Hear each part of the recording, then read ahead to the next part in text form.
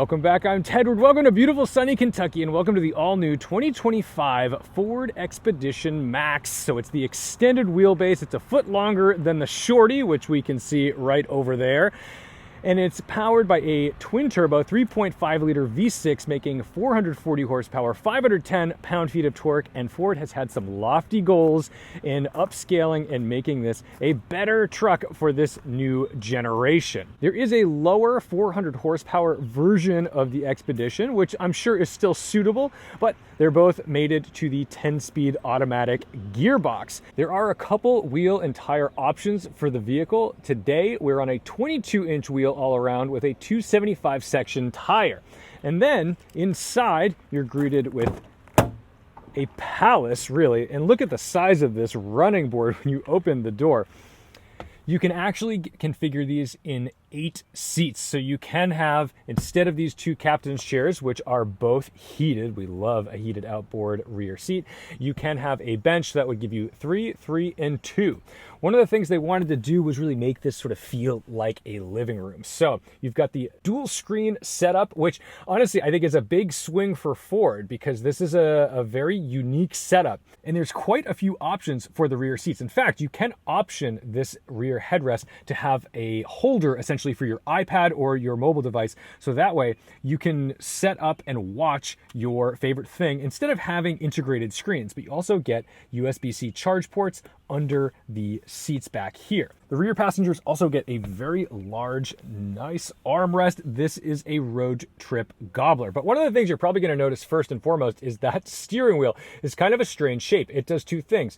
One, it's going to enhance visibility of that dashboard, something that we saw that was kind of a problem on the Toyota Prius. The steering wheel blocked the dashboard, but it also gives you a better view out the window. But a new feature of the Expedition is the rear hatch. Check this out. And you still have a ton of space in the back, especially with the Max with the 3rd row up. If you had this in my Lexus GX 460 with the 3rd row up, you'd get about this much cargo space. So that's pretty darn good. You can raise and lower these guys. Wow, that was intense for that middle row. But check that out. And this makes the case for when I sometimes prefer to have the bench in the middle because I think having that little dip in between can make it a little tricky with certain scenarios. But honestly, this is a lovely place to spend a lot of time on a road trip. I love the way everything moves together. It doesn't wait for that to go up and then start that. They move together. That's wonderful. Let's take a look under the hood. Under the hood, there's our very familiar 3.5-liter twin-turbo V6. This is what you're going to find in lots of Ford trucks, so it should be tried and true. But one thing you'll notice is how low and far back they have placed this in this engine bay. And Ford's put a lot of attention on its damping and making sure that this is going to be a user-friendly, comfortable limo-like setup for your long road trips.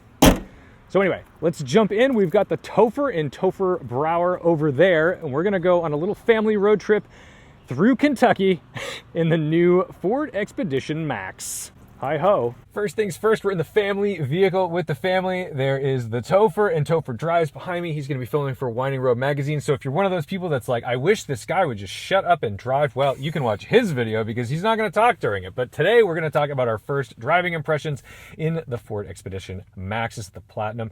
Anyway, let's get it started. Some things in this vehicle, very familiar when it's dinging at you like a Ford. Something's very unfamiliar. This new display, it's tiered. It gives us a little bit of repetitive information, but that's okay. Some things that I'm liking so far, I can get kind of nice and low in this cabin. The other thing is they've got these buttons here, and this is not my favorite because I like, especially when it's a control for a wing mirror or a steering wheel column, any of this stuff, I like to just have switches. This is like this. So I need to, this button can do multiple things and I'm already messing it up. And this is how we play this game. I'm still able to block my view of that speedometer if I so choose, but that's normal of any car. The other thing that you can do is you can change the pedal placement. So just like a Dodge Viper, you can you can move these guys up fore and aft,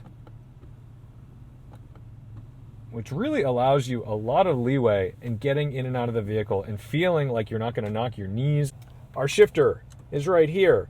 This is not my favorite thing in the world, but I appreciate that because it's not just a bunch of buttons. It's consolidated, it's easy, and I like when I reverse and I just want to go into drive, whether it's a stick shift or something like that. I like being able to just hit those and not have to reach over and hit something else. And then up here, I think this is a wonderful design for the charging phone situation because it's actually the way I usually stuff my phone into a cubby.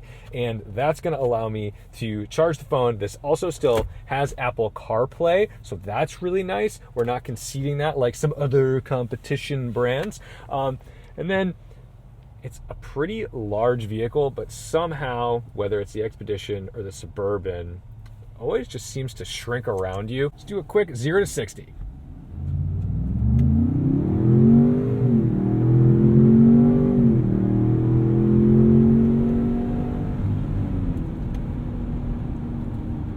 Right off the jump, there's a little bit of delay for those turbos to spool up, but once it gets in boost, it holds it really nicely, and nothing's falling apart through those shifts. It's just a steady stream of torque the whole way through. And that's what I like about this engine, actually, is that for the most part, it's always kind of ready to get up and go. And that's not always the feeling you get in a big SUV. Sometimes they do feel a bit cumbersome. There are no paddle shifters or anything behind the wheel, so there's no buttons back here, but you do have your gear selector here, which brings up this wild display, which I never ever would have predicted. It basically shows every gear 1 through 10. One thing I haven't noticed, though, despite the plethora of gears, it's not gear hunting. It actually is just kind of doing its thing. I'm not noticing unnecessary shifts, and I'm pretty impressed with the way this transmission is tuned.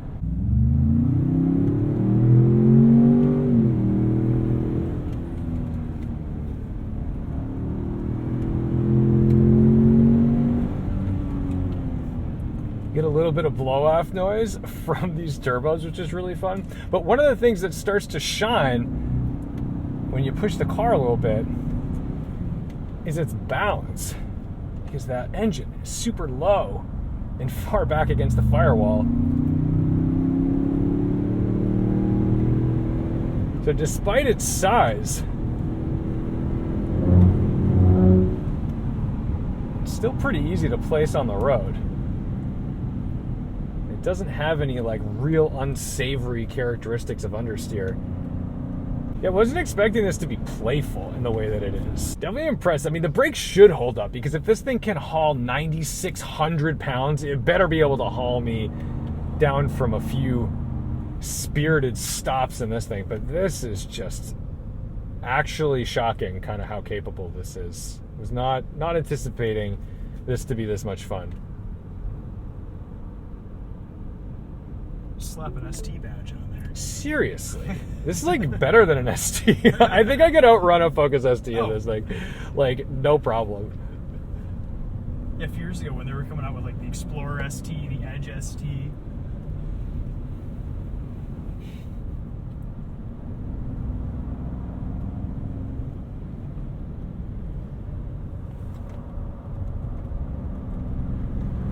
Kentucky roads are wild. There's no shoulder. You get trees just coming into the road. It kind of feels like you're in like a fake Gran Turismo track.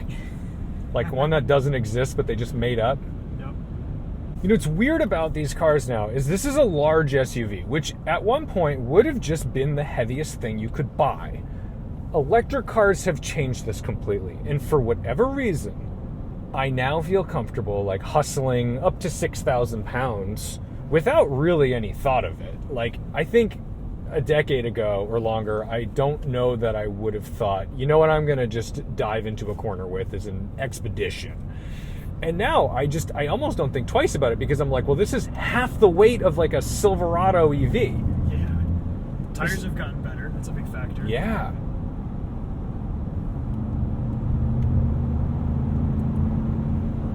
But now we are on the highway.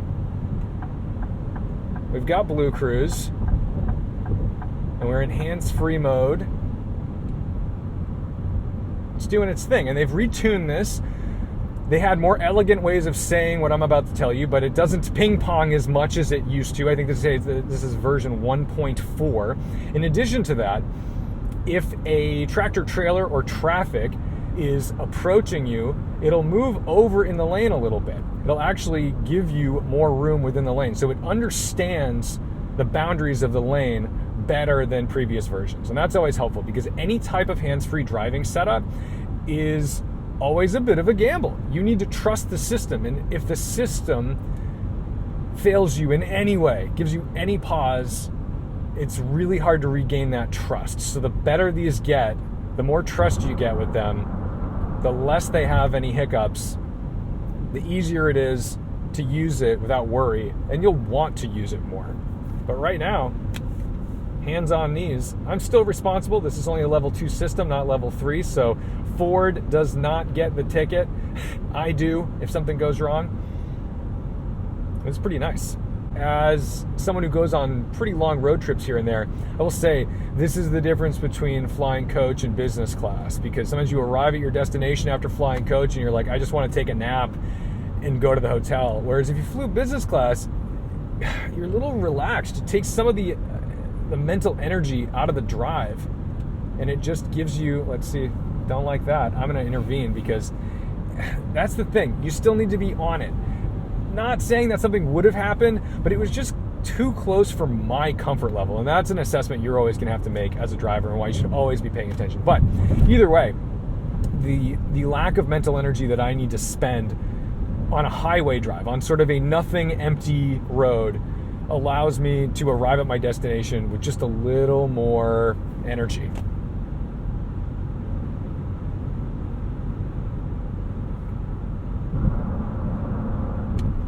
Out here though, I mean, Brower, if you're talking back there, I can hear you. Yeah, I don't have to raise my voice. Not at all. This is a really nice kind of highway cruiser.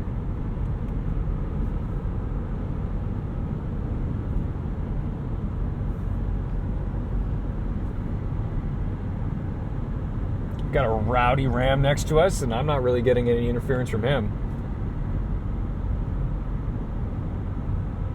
Yeah, this is impressively quiet at 72 here. So, all right. Interior-wise, I'm not super impressed with materials. I'm not let down. It's just that there are competitors. You know, you get in a Suburban, and I'm almost always flabbergasted by how premium those feel. And granted, I'm sure I'm driving like pretty high-end, top trim vehicles, but this is nearly $87,000. I think I wanted to be a little more excited and surprised about its interior. The layout, I think, is fine. I think you're going to love or hate that, depending on what you like about cars. But it's just materials. I'm not really feeling $87,000. Everything's just plastic. It's just plastic, Yeah. which, I mean, okay, we're used to that. It's not a letdown. It's just that, I don't know, I kind of wanted a little more. This cubby, fantastic. We love that. We love hidden cubbies that can be locked. As passengers, how you guys feeling on this? What do you think? If we did like a long road trip together? Let's be a great road trip vehicle. Yeah. I just feel like I'm in an Uber Black.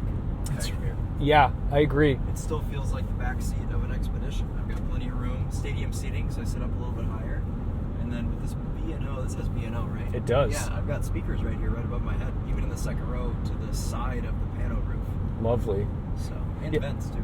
I'm a little surprised that the rear view mirror doesn't have a camera option or anything like that, but I actually have great visibility out of the back of the car. And actually, all around, really. When you do a lane change, you get that camera, shows you what's going on. I like that. But otherwise, it's a formidable family vehicle that can seat up to 8 people depending on that middle row configuration. If you don't get the captain's chairs, you get 3 in the back, 3 in the middle, and 2 up front.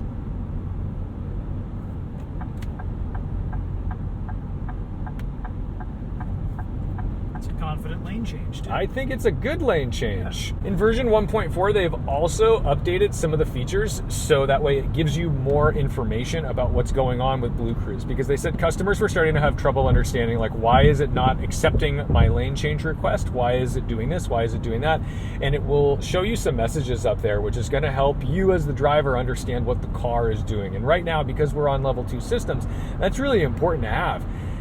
You are still in control, but if you don't understand what the device you're using is intending or thinking, then it makes it really difficult to understand how to use it. So at this point, it's getting nicer that you're able to see when it rejects you, why it's rejecting you. You get feedback. Something I'm finding remarkable about BlueCruise 1.4 is that I can take control of the vehicle and it doesn't just turn off BlueCruise. Like, I can steer this way and it just comes back. Look at that. This is nuts. This is actually really impressive. Like, I love that because a lot of times, oh, it wants me to do things. Stop trying to It's like, are you sure you're okay? It's reporting me to the police right now. But I'm just kind of fascinated by that because a lot of times, if you've used any kind of hands-free type driving situation, usually if you take control, it will just turn off. Now, if we switch lanes, it's going to do that, but it came back really quick. But within the lane, I can really, I can comfortably avoid an obstacle or a pothole, and it just comes right back. And it actually never let go. Do you have to hold the turn signal to change lanes, or can you just tap it? I think you can tap it. Oh, hang on. I went all the way. Let me try it one more time. Again, I'm going to be reported by police to police for these. All right, yeah, you can just tap it. There's an erratic group of drivers with cameras on their faces traveling down 64 East. They're not speeding, they're just changing lanes. Excessive. The brake modulation is really nice. I think they tuned this to make a lot of sense. Sometimes it can be tricky in larger vehicles. Big Super Duty trucks and that kind of stuff can be really difficult to make feel natural. I forgot how fast it was already. This thing kind of rips. We're going here. But all right, we're getting close to where we're going to wrap this up. But overall, I think the driving experience of the Expedition is pretty nice. I think it's tuned and damped really well. I think this engine really complements what this thing is all about. And the letdowns really are around the buttons on the steering wheel, the signage in Kentucky, and the materials here. This isn't like my favorite stuff, and we're not talking about a little bit of money. We're talking about closer to $90,000 for this particular example. So I just wanted a little more out of that feeling. I wanted more luxury vibes out of what this was going to be. But in terms of the driving experience, I'm really enjoying it. The steering ratio, I feel, could be a little faster. Understandably slow because it is built on their large truck. I think it's the T3 platform, right? So beggars can't be choosers. And these seats, fine for a truck. I do think that it handles well enough that it could use a little more side bolstering. So we'll take this corner and I'll flop over to the right. Not no bolstering, but it could just use a little more. But then again, it does seem to be the type of vehicle that can fit any body type. And that's what I respect about the ergonomics of the moving pedals, the tilt and telescoping column here. The seat moves down pretty darn far. You really can adjust to anybody's seating position. So whether you're, a very large, probably 6'4" dude, or you're like the 5'2" soccer mom hauling all the kids in the carpool, I think it fits everybody, and that's great to hear. The other side of this is that visibility out of this, especially out of the front, is pretty good. I feel like the way that hood drops is nice, and it's a complaint that I have in a lot of large pickup trucks because I get frustrated with the idea that a family vehicle is dangerous in a driveway. I don't want to wonder what's in front of me, and I don't want to need to have a front-facing camera all the time just to make sure I'm not going to run over the dog. So I do think that they thought about some of the ergonomics of a family vehicle despite it being based on a fairly large truck. Static suspension is lovely. I like it when you don't have to just toggle between all kinds of different setups. When something just works, it works, and it allows you to spend a lot of time tuning a setting that's going to match the vibe of the vehicle. It's not to say that I don't like an adaptive suspension that we could, tune up and get nice and tight for this winding road. A little bit of noise from these tires. But there is something to be said about a vehicle that just is set up correctly the way it needs to be set up, and you're good to go.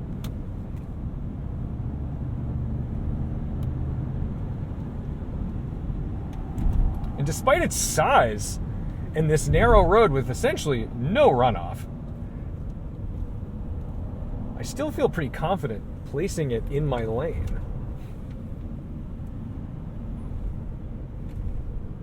So there you go. The Expedition. I think some people are gonna just completely ignore it because they're Chevy people or Dodge people or whatever. There's always some loyalist with these types of companies.